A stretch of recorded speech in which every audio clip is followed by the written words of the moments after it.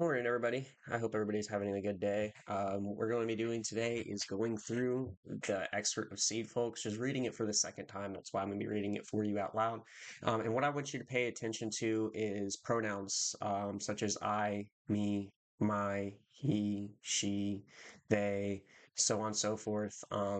Mainly because when you're looking at these pronouns, I need you to be able to identify what point of view it is. And then another thing I need you to look for is, of course, shifts in point of view. So let me make sure that everybody's on board with the directions. What you want to do is underline for pronouns that tell you what point of view is used in the story. And then you're going to add a star where the point of shift, I'm sorry, you're going to add a star where the point of view shift occurs in the story. Okay, so please go ahead and follow along with me. Excerpts from Seedfold by Paul Feischman. Narrated by a multicultural, multi-generational cast of characters, Paul Feischman's Seedfolks describes the transformation of a vacant lot into a vibrant community garden. In the process, the characters experience their own transformations. Chapter 1, Kim. I stood before our family altar. It was dawn. No one else in the apartment was awake. I stared at my father's photograph, his face stern, lips latched tight, his eyes peering permanently to the right. I was 9 years old and still hoped that perhaps his eyes might move, might notice me. The candle and the incense sticks, lit the day before to mark his death anniversary, had burned out. The rice and meat offered him were gone. After the evening feast, past midnight, I'd been wakened by my mother's crying. My older sister had joined him. My own tears had then come as well, but for a different reason. I turned from the altar, tiptoed to the kitchen, and quietly drew a spoon from the drawer. I filled my lunch thermos with water and reached into a jar of dried lima beans. Then I walked outside to the street. So I'm just going to quickly pause there. I am not going to say where, but I would definitely encourage you guys looking at those two paragraphs just really quickly, because those paragraphs do show us the point of view, and you could definitely get some good evidence from those two paragraphs to support what point of view this chapter is in. So we're going to continue off paragraph 3. The sidewalk was completely empty. It was Sunday, early in April. An icy wind teetered trash cans and turned my cheeks to marble. In Vietnam, we had no weather like that. Here in Cleveland, people call it spring. I walked a half a block, then crossed the street and reached the vacant lot. I stood tall and scouted. No one was sleeping on the old couch in the middle. I'd never entered the lot before or wanted to. I did so now, picking my way between the tires and trash bags. I nearly stepped on two rats gnawing and froze. Then I told myself that I must sow my bravery. I continued farther and chose a spot far from the sidewalk and hidden from the view of a rusty refrigerator. I had to keep my project safe. I took out my spoon and began to dig. The snow had melted, but the ground was hard. After much work, I finished one hole, then a second, then a third. I thought about how my mother and sisters remembered my father, how they knew his face from every angle and held in their fingers the feel of his hands. I had no such memories to cry over. I'd been born 8 months after he died. Worse, he had no memories of me. When his spirit hovered over our altar, didn't even know who I was. I dug 6 holes. All, all his life in Vietnam, my father had been a farmer. Here, our apartment house had no yard, but in that vacant lot, he would see me. He would watch my beans break ground and spread, and would notice with pleasure their pods growing plump. He would see my patience and my hard work. I would show him that I could raise plants as he had. I would show him that I was his daughter. My class had sprouted lima beans in paper cups the year before.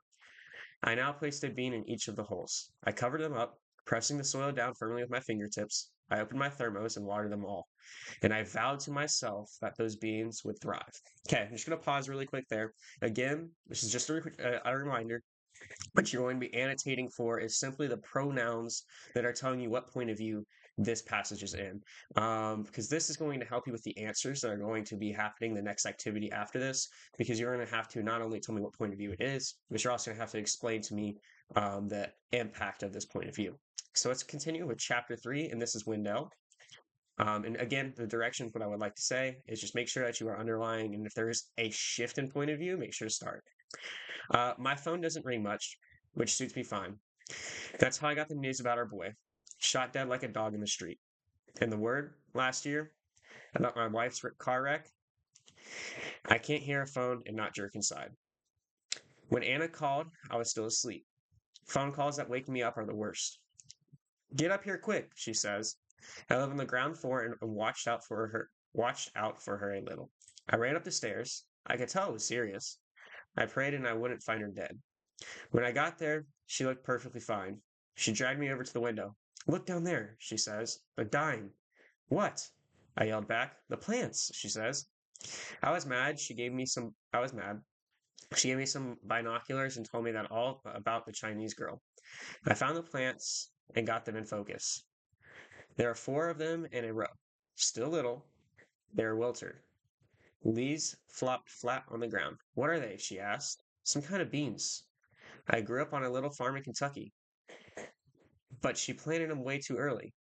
She's lucky those seeds even came up. But they did, said Anna, and it's up to us to save them.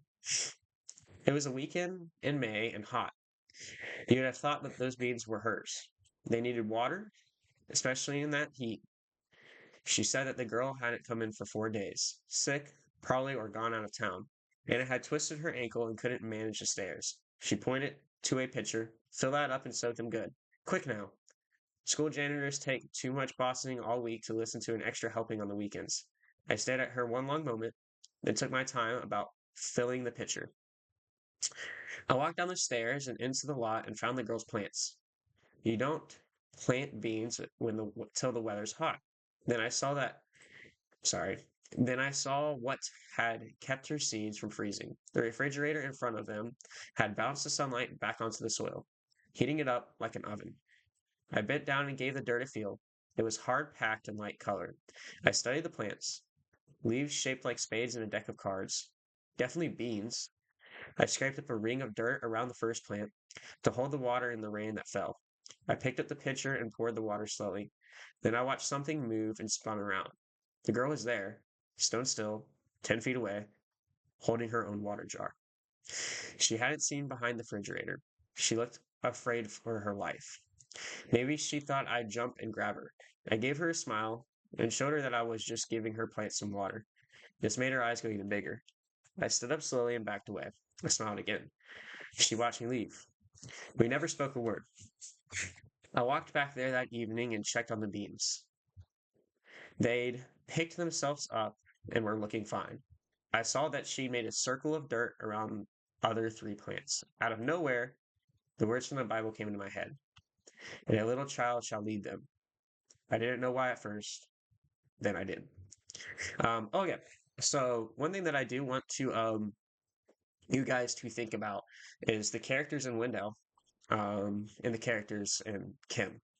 And see if there's actually a connection there. I'm not going to tell you the connection, but I just want you to look because, well, I'll just let you know there is a connection, but I want you to see if there is a connection between these 2 stories and the effects of these point of views. But so what you guys are going to continue to do now is I'm going to give more directions on it, but you're going to answer the corresponding questions. Chapter 1 Kim and Chapter 3 Wendell. The left side of the classroom is going to do Chapter 1 Kim. The right side of the classroom is going to do Chapter 3 Wendell. And you're going to make sure to use evidence to support your answers. I hope everybody has a great day, and I will be walking around the classroom to help you.